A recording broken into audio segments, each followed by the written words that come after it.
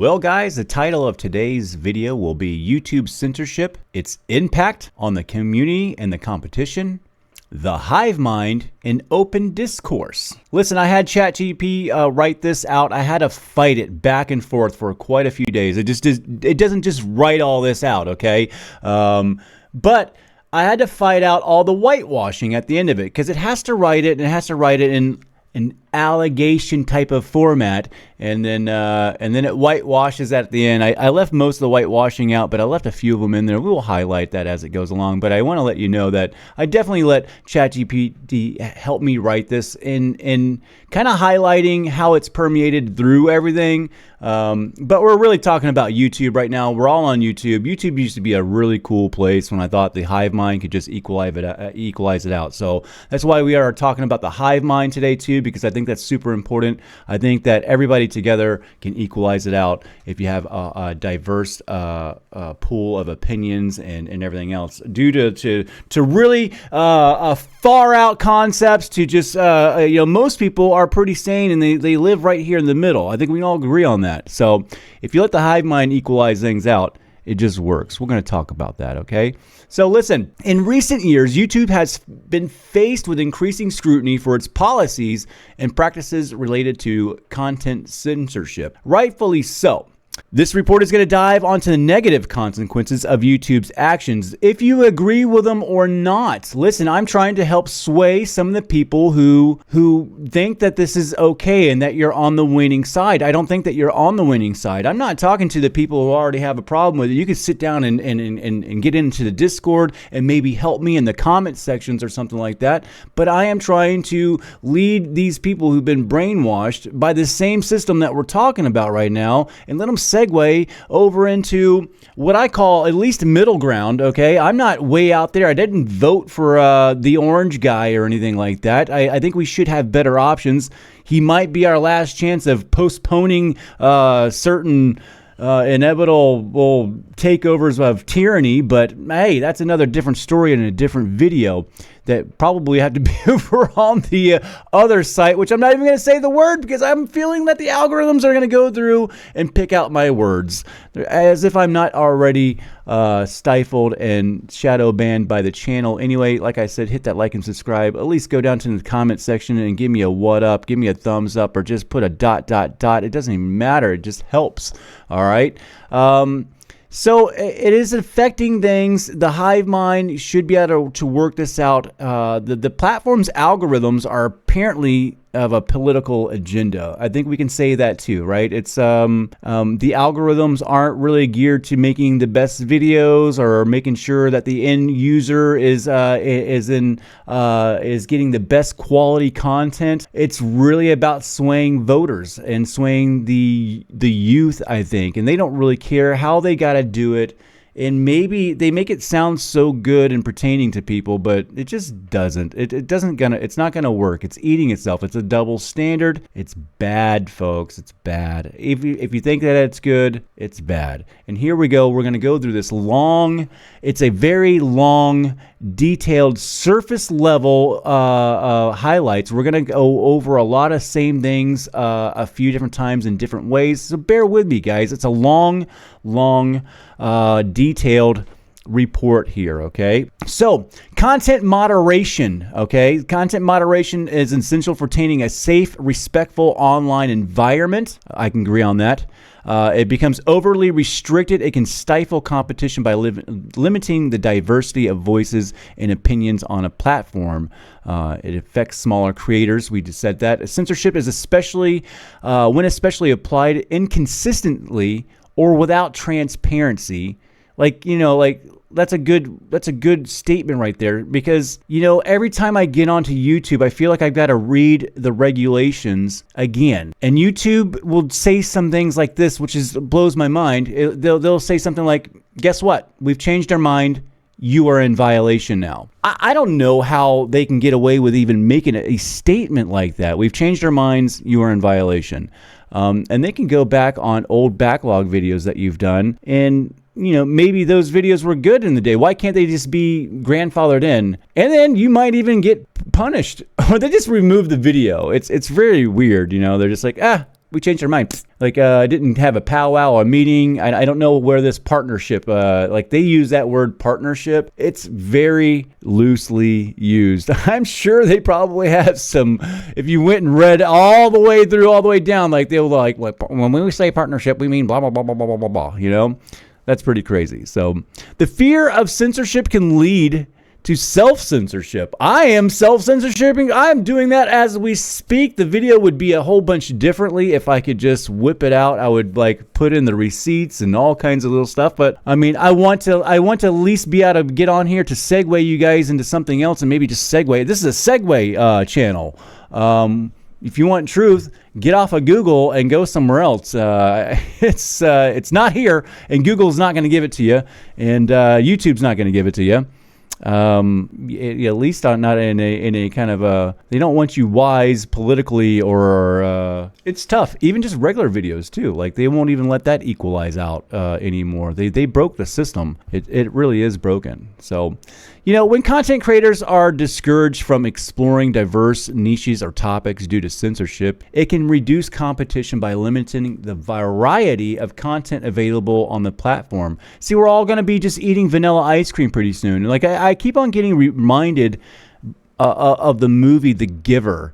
You know, like we're just all going to be in the same suits, wearing the same stuff. We're not going to be able to use appropriation of language. You know, I'm not going to be able to, you know, no sex, no art, no music. Because it's just gonna offend people, right? You can't do anything. You know, healthy competition thrives in innovation and diversity of ideas.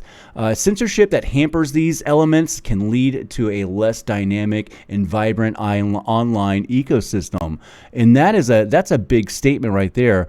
It impacts the end user as well. Be it that if you don't even want to hear that stuff, then don't listen to it. You know what I'm saying? But it being there enriches the pool of knowledge and enriches the hive mind. The hive mind will equalize itself out. If you're scared of the hive mind equalizing itself out, then you are on the wrong side. You need to do something. Get up, exercise, go change your life. You are a loser. I'm sorry. I get it. The younger people want to, like, hey, I want to get to the top of the mountain. I don't want to have to do anything. I don't want to have to struggle in life. I don't want hate or envy or jealousy, and we're going to eradicate it. That is a foolish idea, and it's never going to happen. You can't have a war on jealousy and envy. It's never going to happen.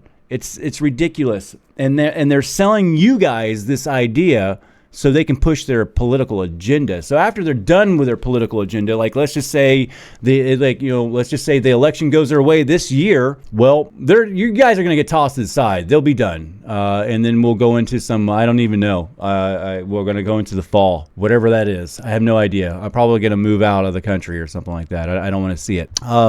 So back to what we were saying, the regulatory authorities need to strike a balance between ensuring content safety and preserving competition. Okay, policymakers need to consider how content moderation practices impact the competitive landscape of online platforms. But they do already. They know what they're doing. This is very purposeful. This is not like we got the algorithm wrong. This is where ChatGPT is like trying to make it sway like, oh, it's just the algorithms that are all messed up. No, they know exactly what they're doing with the algorithms. They know exactly what they're doing. Okay, so the emergence of alternative video sharing platforms can provide opportunities for content creators who feel restricted by censorship of dominant platforms. But these platforms themselves are being gone after for the same dang reasons. It's so crazy. I can't even believe the world that we live in. I can't believe that I have to make this video. I can't believe I have to say this, and it's relevant. It blows my mind that this is like this, and this is where we are at. So it's important to recognize censorship policies can vary significantly across countries. I notice this a lot with friends and things like that. We have a little bit left here still in the United States, but they're coming down like a hammer on you guys in other countries. So that's again, we had this conversation in overseas, and people start talking, and we all have this different kind of view of it, and they're like, oh, what are you guys talking about? It's relaxed. No, we see all of it. We know where it's going. It's not good. It's just not good. It's not good, guys. Let's take a dive into the background of YouTube's content policies. We can explain YouTube's content guidelines for you really quick. We're just going to braze through this really quickly. Okay, so YouTube's community guidelines outline the rules and standards for content posted on the platform. They cover a wide range of topics, including hate speech, content that promotes discrimination, hatred, violence against individuals or groups based on attributes such as race, ethnic, religion, gender, sexuality, orientation, etc. Etc. is a big word there, is prohibited. So etc. is just like an open door. Harassment or bullying, that's tough. Who considers what that is? Harassing or bullying content which include personal attacks, threats, or an intimidation is not allowed. Intimidation, that's another weird word here. And then it's another double standard that I see on the platform all the time. Harmful or dangerous acts, videos that encourage dangerous activities, self-harm against the guidelines. Misinformation. YouTube aims at the reduce the spread of false information, including medical information, nudity, and sexual content. While some forms of nudity allowed, educational content and art, explicit sexual content is generally not allowed. That's a weird statement to read all that stuff up above that and to get to that point and they're like, we're just going to loosely talk about maybe not, I don't know, all right, so okay, yeah. Misinformation, a big thing on that. Who gets to decide that? You might be on the winning side, but soon you won't be. Once they're done using you to get all this misinformation out that they won't need you anymore. Okay, so they have a policy on graphic violence and content that glorifies violence is prohibited, but I've seen a lot of violence. It just depends on who you're violent against. I could probably go on there and find some violence or somebody saying some pretty terrible stuff about some other people, and that's just kind of a weird if you can do that. I mean, double standards never come out right. If you're an American looking at it and you're on that right football team and you look at it like this is a big game and that's your football team, it's kind of cool for you. But if you're just somebody that's injecting themselves into the system and you're reading all the rules and policy and then you go out and experience it, you're like, what is going on here? It contradicts itself like left and right. It's pretty crazy. It's not going to work. Double standards don't work. All right. YouTube has a robust system for managing copyright issues. Really robust. I'll get flagged for my own videos. It is absolutely crazy. It's out of hand. BMI in the music industry, it's just killing things. I mean, copyright, this. I mean, somebody had a song blaring on the radio as they drove by me and I can't even upload it, man. It's absolutely horrible. I can't believe that is out of control like this. I'm sure almost anybody has had a steady run with uploading videos has run into some kind of an issue with their content ID crap and copyright garbage policies. Absolutely horrible. I see people that steal other people's content and then go and copyright somebody else for using the stuff that they stole, and nobody gets it. Ends right there. That's crazy. They have specific policies for advertisements that appear on the videos. These policies ensure that ads are not displayed on content that violates community guidelines. You got to agree to some things. Their partner program sets up the guidelines for content creators who wish to monetize their videos through ads. To be eligible for monetization, channels must meet certain requirements. That changes all the time too, which is, I sort of get some of their stuff. They want you to make sure, but basically what they want to do is get you guys to pump out pretty decent content, and then you get really good. You pump out really good content, and then you get burnt out, and then you probably leave, because YouTube is kind of geared up to pigeonhole new content creators into making the same video over and over and over and over and over and over and over and over and over again. And it gets really old and people would just burn out. And then the rules and regulations churn out and churn out and churn out, and they barely make any money. If you put in like a price per hour that you make doing YouTube videos like that, you are better off going and digging holes for probably minimum wage. I mean, it's harder work, but I mean, damn, you'd be eating better. You know, YouTube is a crapshoot, and it's definitely stacked against you. I mean, the house policies are way out of your favor. The cards are rigged and cheating. Some players get to come in with X-ray glasses, and some don't. And that's the problem with all these rules that are applied to only one side. And well, I know some of you guys are on that side, so you're like, yeah, well, whatever. We're on that side. Who cares? You should care, man. You should care. It's gonna get you guys. It'll eat itself. It's already starting to eat itself. I'm sure you guys will see it. You guys are still in that mode where you're like, you'll double down on whatever they say and on the next thing, but you'll just keep on doubling down and doubling down. And you should stop it at one point in time. You're going to be at the very end of the rope on the noose, and are you going to double down and just let them take you? That's pretty odd. All right, so the partnership program is a joke. In response to concerns about child safety, YouTube has a strict policies regarding content featured minors. It includes guidelines to prevent predatory behavior and protect young users.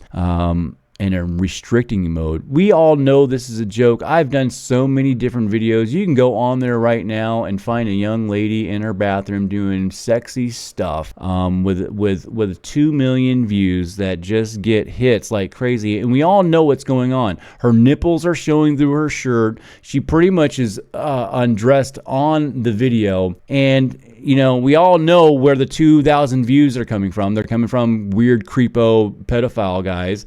And it's disgusting. I've called these things out, and I like to try to report the videos, but you know, I'm sure that gets a lot of attention. I bet. I bet it does. And that's another reason why I just can't take their policies seriously. I mean, that's one of the big ones. I mean. All this other stuff and politics and everything else like that's just one thing. That's the big bread and circus football game. I see that it's very important and everything else like that. But all that aside, the children, come on, man. The kids, you don't protect the kids on YouTube. There's no kid they don't even care about a kid. The only thing they care about is turning them into the uniparty voters, you know, swaying their minds and, you know, brainwashing them, you know. The YouTube grooming site, it's pretty crazy. And nothing like steals a child's mind. Especially a young child, then handing them a phone with YouTube on it, you know. So the restricted mode, which allows users to filter out potentially mature and objectionable content, that doesn't even work. I mean, they'll take my content and make it for kids when it's not for kids. I mean, they'll just force it in there because I have no idea what their algorithm sees. It will be a video about like art or kid art, but I'm not a kid channel. And I definitely don't portray myself as a kid channel, but then they'll make my video only for kids. Like I can see it going the other way, but how do you make something like, oh no, this is only got to be for kids. No adults can see, like what the, you know, it's so weird how they do that. And it has nothing to do with, I just don't even know how they do that. This is absolutely crazy, man. So, you know, the whole policies and their community guidelines dealing with children is just blah, blah, blah, blah, blah. In one ear, out the other. I can't take them seriously at all. It's probably the part of their policies that upsets me the most out of anything. You know, YouTube publishes regular transparency reports that detail the actions taken against content that violates its policies. I'm sure they do. These reports provide insight into YouTube's effort to enforce its guidelines. It's worth noting that YouTube's content policies are subject to change, and the platform continuously updates them to address emerging issues and challenging. You know, morals are pretty simple. You know, I don't think that if your rules and regulations need to be updated like software code, and it's written out too complex. Rules don't need to be that complex. They're pretty simple. Be nice. Don't be mean. Don't attack people by the way they look. And no cussing and actually make YouTube kids, because YouTube Kids is basically a predatory savanna for lions. They want to go after little kids. It's absolutely disgusting. YouTube should be ashamed of itself for that, okay?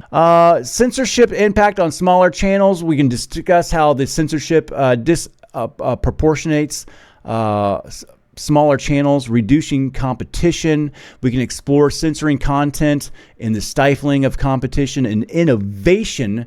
More importantly, I think the innovation, wasted potential, and people who just haven't got on here. I think that's a big thing. So, limited exposure. We could start off with that. Smaller channels often struggle to gain visibility in a crowded platform. Censorship can make it even more challenging for them to be discovered, for their content may be flagged or demonetized for perceived policy violations. You see this all the time. We get it all the time. You can just type that in and you'll get a bunch of videos of just people. I mean, some of them are wrong, but YouTube does it. I get shadow banned, and it doesn't, YouTube doesn't really do any investigation. People can just come over in a swarm and just start reporting your video, and all of a sudden YouTube doesn't really care. They're just going to shadow ban kind of everybody for a little bit and then slowly trickle it out. Maybe they'll get their algorithms over there to fine tune, go through all of your videos and all of your words and what you've said to see if you violated anything, looking for keywords and stuff like that. So, it's pretty garbage, that they're, again, it's another double standard. Some people can talk about certain things, some people can't. It's just garbage, and smaller channels really suffer from this. I think smaller channels, even if you're new and you're on their side, they probably are stifling you too as well, until you've proven yourself, like credit wise, that you quack like a duck, And I think that's, for some people that are starting off, like I said, I think YouTube likes that too. The YouTube wants to use you, churn you up, because they're running ads on your videos the whole time. And then by the time you're about ready to get paid, you've churned out so many videos of the same thing. You're burnt out and you just want to leave, or you start doing something else, and then your channel tanks. And I see it all the time. So like the content creators, the big ones, they hit a dead end wall, man, and they start going crazy. And it's because they're trying to appease this broken system.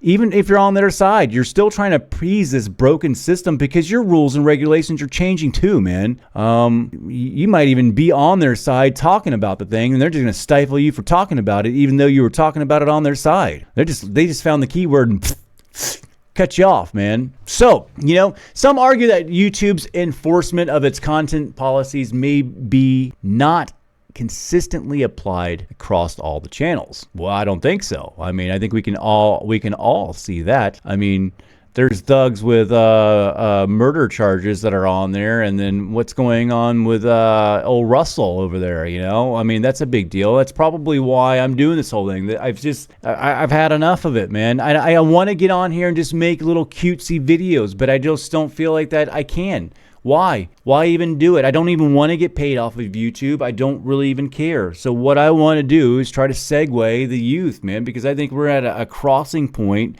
and a tipping point in the humanity where we need to unite, man. We need to unite. No one's going to save us except for the people, all right? And we need to get rid of stuff just like this baloney front that pretends to care about us, that's paraded around like things as community guidelines, okay? Barriers to entry. Strict content censorship can act as a barrier to enter for new content creators. When smaller channels face the risk of their content being removed or demonetized, they may be discouraged from investing time and resources into building their presence on YouTube. So some people just don't even want to get over here, So everybody's going to be over here quacking like a duck. You're going to get the same videos, the same stuff, the same thing. You guys really want that?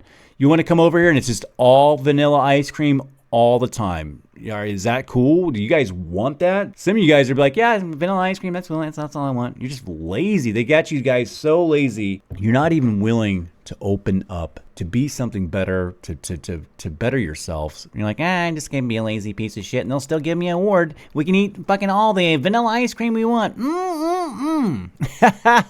know?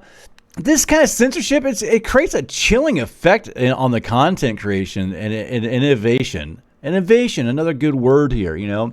When content creators are uncertain about what topics and opinions are safe to discuss, and again, you could be on both sides. I'm sure like even both sides are like, I want to say something bad about that, and I'm for them, but I'm probably not even going to mention it, you know.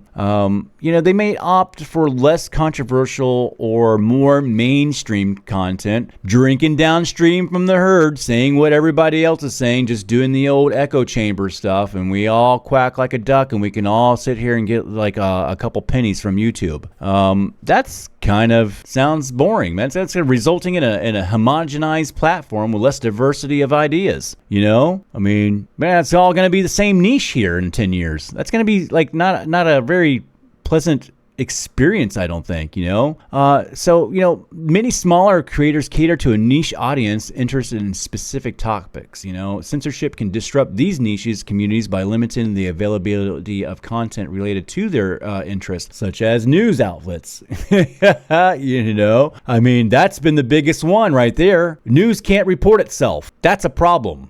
You know, news can't report itself. That's crazy. You know, it's a market dominance. YouTube's position as a dominant online video platform gives it significant control over the distribution and discovery of video content. Okay, this dominance can make it difficult for smaller channels competing on the platform to gain a foothold in the market. And there's lack of alternate platforms. They just keep on eating them and killing them. They just won't put the traffic over them. They won't let them on there because they own the other platforms to put the platforms on the platforms.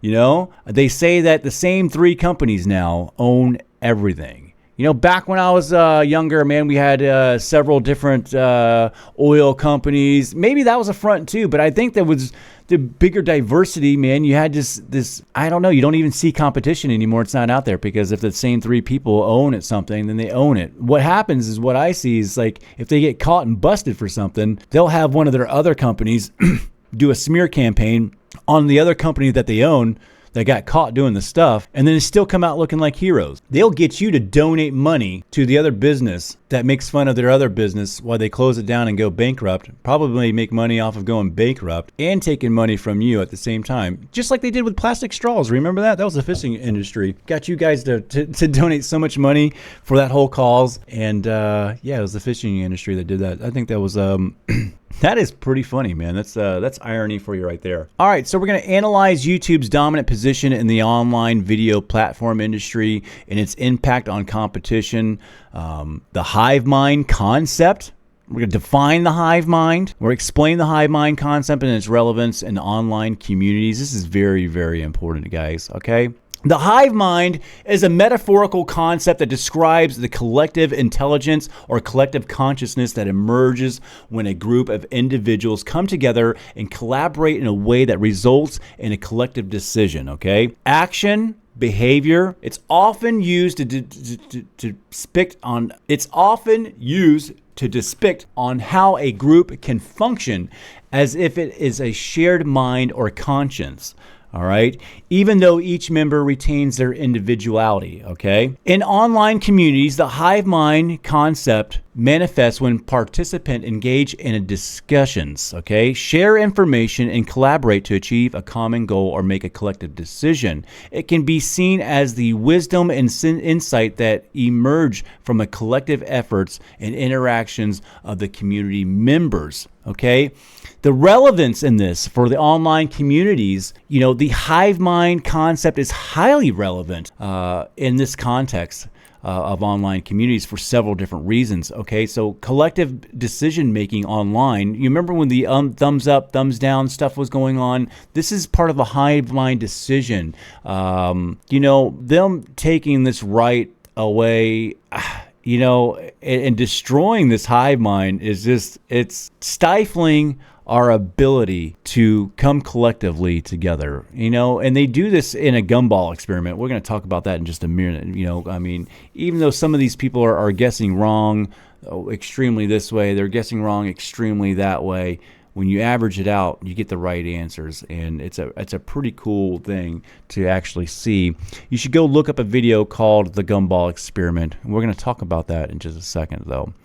All right, so another good thing is problem solving in online forums. You know, they use this like algorithms, okay? And YouTube actually uses this in all their Google searches. They use us hive minds all the time, okay, to solve their problems and to make guesses. I'm sure they don't share this information with us, but we can kind of see how it works with like the Gumball experiment. You got to go watch that video. It blows your mind. So, you know, problem solving, it should work for us, but it's working for them. And then they tip the scale and then reapply it. So it's a bad distribution of the knowledge and power that they've gained from studying the hive mind for such a long time. You know, content creation and creative online communities such as a fiction or collaborative art project, the hive mind can result in a co-creation of different members to, you know, it always helps to have different ideas, different mindsets. We all put our ideas together and we come up with great things, you know, and sometimes, you know, not everybody liked that one thing, but the majority of the people did. And that's where we're having a problem, you know, we're tipping the scales where it's not the majority of the people who are representing the way the morals should be represented. You know, it's not in favor. It becomes a lie then. It's propaganda. So knowledge sharing online communities often serves as hubs for knowledge sharing and learning. The hive mind allows for the dissemination of information and expertise among members, enriching the collective knowledge base, okay? There's a lot of benefits to this, you know, that are just so dang cool. Like I said, it's really cool. We'll get to the Gumball experiment.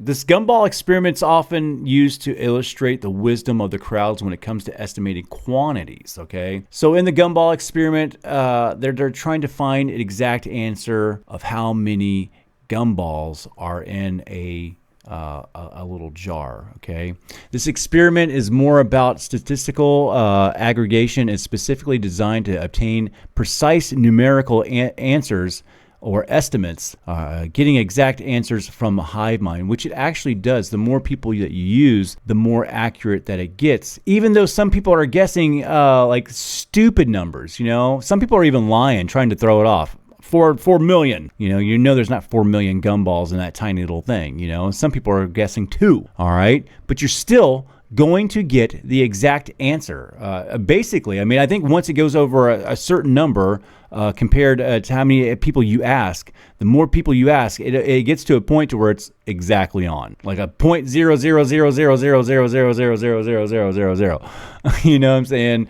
Accuracy. It's absolutely crazy. And here at the end of this, you know, ChatGPT comes in here. While the hive mind may not inherently seek exact answers, there are situations where it can be leveraged to approach precision, which I've seen it do precision, and I think it does do precision, especially if you're asking millions and millions of people. I definitely think so. The hive mind can be used to estimate numerical values by averaging individual guesses. They go in here and talk about the hive mind can address complex problems that require exact solutions through collaboration and problem decomposition. So breaking things down into bite-sized pieces to be analyzed and then algorithmized, and then, you know, predicting things. It's absolutely crazy to get into this hive mind Gumball experiment thing. That's when I first learned about the hive mind, was reading into this Gumball experiment, and I thought it was super cool, man. And that is awesome, man. So, you know, the hive mind concept, folks, is well, that's another. I'm reading it again here. All right, so let's move on to explore the community-based content moderation and its potential for fostering the hive mind, algorithms, and political agendas. All right. The role of community-based content moderation. Community-based content moderation involves empowering members of online community to actively participate in regulating and maintaining the quality of content on a platform. This approach can have several benefits in fostering the hive mind, but if you're only picking people on one, if you're not randomly picking people, then it doesn't work, though, you know. And that's, you know, this ChatGPT it's giving you the answers and giving you what is the problem all at the same time, but not highlighting the problem. It's pretty crazy that I got to read it this way and then interject with some things that are the double standards and the problem with it, you know. Community members are given the responsibility to report flag content that violates community guidelines. Yes, they come over in waves. They come over in waves. This empowers users to actively contribute to the platform's content quality and safety. Compared to who? You know, compared to these cult mobs that are coming over to try to ruin people. You know, you should just let everybody be the cult mob. You know, at some point in time, just let them all do it. It will hive mind itself out and equalize out. But no, they put little sheriff badges on people and let them run out. But they carefully select these sheriff badge people on the basis of their political affiliations, and that is the most important thing to them. So that's pretty crazy. YouTube's recommendation algorithms are designed to keep users engaged with the platform by suggesting videos that are likely to interest them. Here's an overview of how they work. Data collection. YouTube collects extensive amount of data on users' behavior. They collect the hive mind, you know, including what videos users watch, how long they watch them, likes, shares, and more.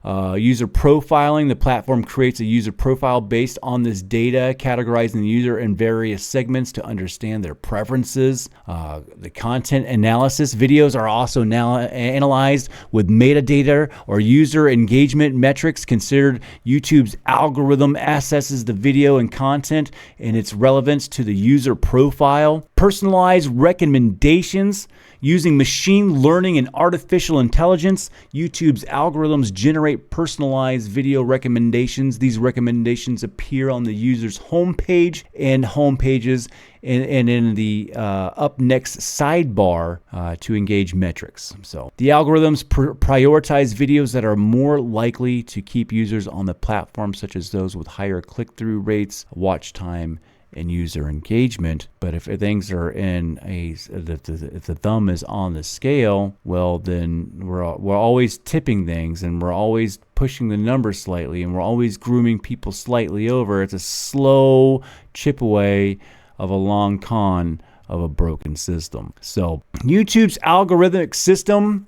We can provide an overview of how YouTube's recommendation algorithm works and allegations of bias. YouTube's algorithmic system has faced allegations of bias, including echo chambers. Critics argue that YouTube's algorithms tend to reinforce users' existing beliefs by suggesting content that aligns with their preferences, potentially leading into echo chambers where users are exposed to a limited range of viewpoints. Whoa. Rewind that and say that again. Political bias. There have been claims that YouTube's algorithms favor content from certain political perspectives, either intentionally or due to algorithmic biases. The algorithms are biased. Oh, I can't believe it said that. That's so crazy. Controversial content. YouTube's algorithms have been accused of sometimes promoting controversial or sensationalist content for higher engagement, even if it's not factually accurate. I would say so, but more for not engagement, but more for grooming and brainwashing. So yeah, I definitely, again, the wording on this is crazy, ChatGPT. Kind of disappoint me. I have to correct you, and it would be so weird if you just read this all the way through. So I got to read this, and as I'm reading it, I'm trying to fix it too at the same time. I will put a link in the description for this whole transcript here, okay? Okay, so YouTube has taken a step to address these concerns by implementing content policies, reducing the spread of harmful information, and refining its algorithms to promote authoritative, balanced content. The platform also sought external audits and feedbacks to improve transparency and accountability. Who are these external audits from? We've investigated ourselves and found ourselves of no wrongdoing. You shall look no further. You know? So let's move on. Let's just discuss these accusations that YouTube's algorithms favor political agendas over content qualities that impact content creators, the accusations of favoring political agendas, filter bubbles, and echo chambers. We're going to highlight that stuff a little bit more. So critics argue that YouTube's recommendation algorithms contribute to filter bubbles and echo chambers, where users primarily exposed to content aligns with their existing political beliefs and can result in narrowing perspectives and reduce exposure to diverse viewpoints. We kind of said that a little bit earlier. Polarization. Some allege that YouTube's algorithms may unintentionally promote polarization in political content. Unintentionally. We got to throw that word in there, ChatGPT. This can occur because diverse or sensationalist content tends to generate more user engagement. Well, but people like drama, people like stuff. I can agree with that, but I don't. Again, more user engagement. I don't think the algorithms are really tend to do that. I think their algorithms are set up the way they're supposed to be set up. There's no unintentional things with it. They've got their algorithm pristine, polished. It's working just fine, just not for any of us. These accusations of algorithmic bias and favoritism towards political agendas can have significant consequences for content creators on YouTube. Yeah, I would say so. Visibility and monetization. Yeah, I guess so. Like that's a big deal. You know, content creators who do not align with the dominant political narratives, who create content focused on quality rather than sensationalism, may struggle to gain visibility. This can impact their ability to monetize their content through ads and sponsorship. We already see this. We see it going on all over the place. Joe Rogan, Russell Brand, these guys, you know, we'll talk about that in a minute, you know. Content creators who aim to provide balanced and well-researched content may find it challenging to reach a broader audience with the algorithms promote polarizing or extreme views. You're only supposed to report the one side of the views, not the opposition side of the views. Don't even talk about them. Don't even talk about them negatively, because you're still talking about them and highlighting them. We can't have that. So, you know, we can we can try to talk about political topics in a diverse way, but well, we know how that's going to go based off of the rules and regulations from the rest of the content that we've ran into a brick wall with. You know, content creators are going to struggle with this, you know, to engage in a self-censorship, to avoid controversial political topics altogether, to prevent the algorithmic suppression. So you're just going to come out here and talk about bubblegum. We're going to do bubblegum videos, and that's it. YouTube wants you to put out the same videos about bubblegum while promoting, or just not even talking about the other side or anything else like that. Don't have any fucking mind or an opinion or anything like that. You'll be just fine over here. As long as you don't have an opinion, a thought, or an ounce of integrity or a backbone or a spine in you at all, you can come over to YouTube and we'll just lift you all the way up after we give you the run around for years and make sure that you're going to work for us and be an obedient person. You know, it's really crazy. Let's highlight the importance of transparency in the algorithmic decision making and its implications. Okay, accountability. Transparency in the algorithmic decision making holds platforms accountable for how their algorithms impact content visibility, recommendations, and monetization. It allows users and content creators to understand the rules governing their content's fate on the platform. A lot of us get up every day and we go, man, am I going to be still on YouTube? And what are they going to get me for? Who has put a hit out for me?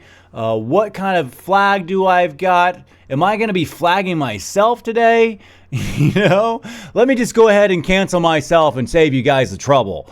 You know, it's absolutely crazy. You know, transparency fosters trust between the users, content creators, and the platform. When users and creators have the insight and info how the algorithms work, there is no transparency, and it changes every day. And we already know that if it was transparent, we could probably know what we're going to see. It's going to be a political leaning, biased algorithm. And that's its main goal. And that really sucks for the rest of us who just don't even really care about the two loser-ass political parties that are in America right now. Both of them are losers. So it's kind of we all lose. Even if you think that you're on a winning side, you ain't winning. Keep on saying that. Transparent algorithms make it easier to identify and address bias issues. The hive mind can get in there. Some of the best software and the best things out there right now are open source. We should have this open sourced. To an extent, I think there should be some transparency here, but there is none. Also consistency as well. You know, there is no consistency at all. You know, transparency can foster innovation too. You know, when developers and researchers and content creators have the access to the algorithmic insights, they can experiment and innovate more effectively, leading to better user experience, creation, end user learning, everything, man. It just will be better when we let the hive mind equalize itself out, man. It's fair, unbiased, non-double standard treatment of creators and users. That would be pretty cool. I think that it's kind of used to be sort of like that. And man, it would be nice to get back to that. I just don't think that we will. So, you know, transparent algorithms, that's you know, we wish that could be a thing, but it doesn't seem like it's going to be.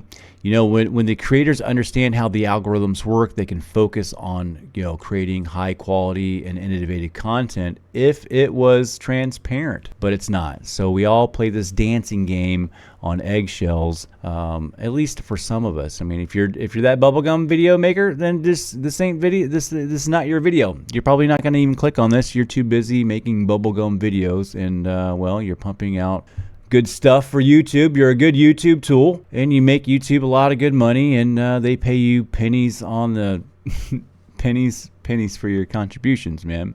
And that just really sucks. So provide real-world examples of creators and consumers affected by YouTube's policies and algorithms. Sure, Joe Rogan. You know, prominent podcaster, comedian. I mean, I think we can all, I mean, Joe Rogan's all right. I mean, gosh, you know, the scrutiny and everything. I mean, it's so weird, you know, like Neil Young, keep on rocking in the free world. How does that happen? You know, how does Neil Young go from keep on rocking in the free world to boycotting Spotify and having Joe Rogan, tried to have Joe Rogan banned? You know, I think that's crazy, you know. And then we see it right now with Mr. Russell, the old Branders over there, the comedian, actor, ex-drug addict, the helps people with addictions and things like that. You know, I don't know if he's innocent or guilty or not. I think we deserve to hear both sides of the parties in a non-biased, unfiltered way. Would be nice. And I think anybody should be innocent until proven guilty in the court of law. That's how things work. I mean, I think you would want that, right? You would want that, but is it different when it's somebody else? I don't think so. It's not.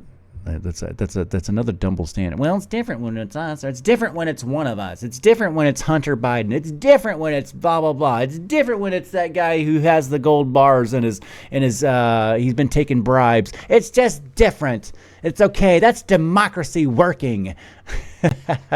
What a word that's been flipped around upside down. I would say that I used to be probably a liberal leaning person, I guess. If we had to sit down with me in my youth, and I had a more of an understanding, like, that's what I am, man. It was punk rock to be liberal and anti-establishment and anti-government, but somewhere along the line in the last 5-6 years, all those terms that got flipped up. It's punk rock and hip to be Republican now. I mean, that's where the punk rock is. That's where the anti-establishment is. That's crazy to say. Not as if I give a hell about donkeys and elephants. I think they're both dumb animals in the dumb system, and it's a dumb football game. It's the most dumbest bread and circus rue and veil that's been pulled over the American people's eyes that I've ever seen. So I want to advocate for change. I want to discuss potential solutions to address these issues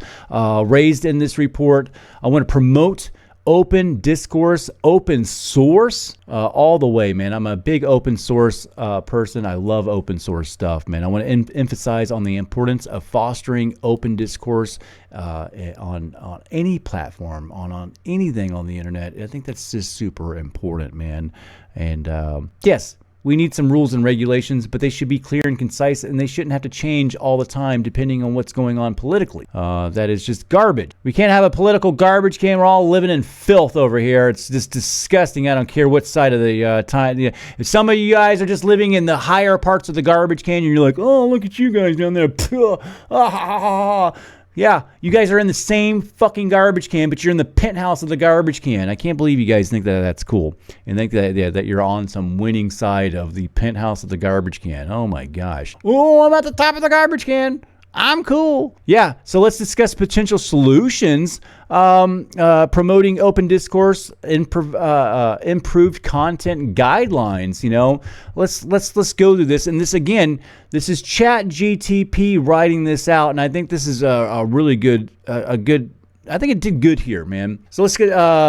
YouTube should refine its content guidelines to ensure they strike balance between preventing harmful content, preserving free expression. Guidelines should be clear, specific, and consistently enforced. Algorithmic transparency. We should increase the transparency in how YouTube's recommendations algorithms work, provide users with options to customize their recommendations, and expose them to a wider range of content, including diverse viewpoints. That would be nice. You know, I think people need to hear all the sides of the stories. Let them figure it out. The hive mind is pretty smart. We don't need somebody telling us what to think. Let's empower the YouTube's community, man. The hive mind, again, the hive mind. The more involved in the content moderation, implemented systems that allow users to rate content for accuracy, relevance, and quality influence its visibility, just like the way it used to actually be until we started going after all the bad people and they wanted to silence everybody. It's again, we all know why these rules and thumbs down buttons and everything else have been stifled. We all know why. It's not for community guidelines. It's not to protect the kids. It's to protect a political party. And I don't care about the other political party. They're both wrong. So nobody wins here. If you're not on the winning side, you may live at the top of the garbage can, but that's where you're at. It's not a bragging point in your lifetime. Don't be super proud of that moment, okay? We can enhance the appeal process for creators to challenge content removals or demonetization and ensure transparency and efficient mechanism for reviewing and resolving disputes. How about just anything at all? How about just like a person that maybe get a hold of you for something, you know? Standards that allow content creators to easily share their content across multiple platforms. This reduces the reliance on a single dominance platform. We can see this going on right now. They are banning links and things like that. This is going to be soon. We're not even going to be able to have any kind of links because, well, it's just easier to do. Who's going to sit there and police which links, or maybe they'll just have a data pool of approved links that you're allowed to get into, and that'll be it. I just don't know what they're going to do here with these links that are coming up pretty soon. YouTube's going to really F you up because everybody's trying to link over to Rumble and other places. If Rumble even stays in existence, because boy, they've got a hit out on them too, man. So we can encourage investment and support for emerging video sharing platforms, smaller platforms where unique value propositions can provide alternatives to the dominant players. Just diversifying self. I mean, nothing says, like, I don't know, if I got somebody that's trying to sell me something that I don't need, and then somebody that's talked me out of buying something that I didn't need, I'm going to go back to the store where the guy talked me out of money to spend more money. It's just a weird analogy. I don't know how I'm trying to link that together or how it makes sense, but man, the way that this works is just so weird. It's so weird, man.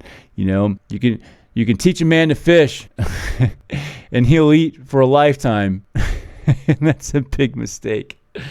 Don't teach a man to fish. Anyway, that's pretty dumb and that's off topic here. But we can implement third-party audits, like real third-party audits. Like, I don't know, what they go to these snoops and things like that. It's like, okay, they're owned by the same people, man. We've investigated ourselves and we found ourselves with no wrongdoing. Third party is a loosely said thing here. You got to have something that's real third party, though. Like, there is no third party when everybody, when the same three people pretty much own everything. That's kind of a hard thing to say there, man. External advisory boards, again, that falls under the rule of they're not purchased and bought for by the same damn company, man. So that's hard to be a realistic solution. They already have these implemented, but they don't work because they're bought and paid for by the same people. That would be nice. These are all great suggestions if they were equalized out, and if this same thing that we've been talking about didn't permeate into the systems that could fix this system. So those other systems would have to be fixed for that to work on this system. Those systems suffer from the same fate that is going on right here and what we're talking about. So, if we can invest in the educational programs and the media literacies initiatives to empower users to critically evaluate online content, this includes recognizing bias and misinformation, real misinformation, not the misinformation that you told was misinformation. Like all the information. You got to have all the information to know what misinformation is. You know what I'm saying? And if you're not getting all of it, how do you know what it is? And if you're sitting there saying that and you're sitting in that position, you've been misinformed. All right? Can you not get that through your heads? All right. So, let's try to foster a healthy competition, and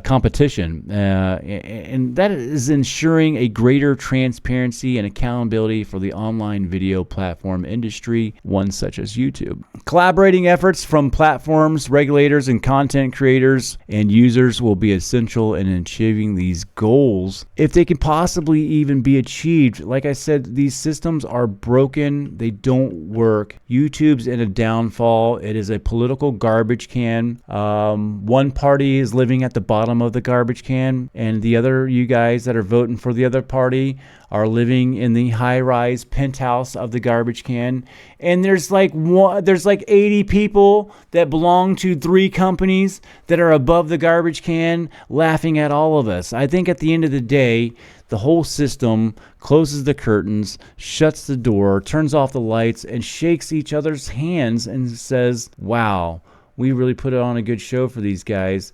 They are some idiots. And with that being said, I love you guys. Sorry for the long form video. Please hit that like and subscribe. The algorithms are definitely against me. We just talked about them extensively. They definitely hate me. So please hit the like and subscribe. Please comment something. Doesn't matter what it is. You hate me, you love me. It helps me, and I love you no matter what. Hit that like and subscribe. Call somebody up and tell them that you love them. I'll see you guys on the next video, maybe.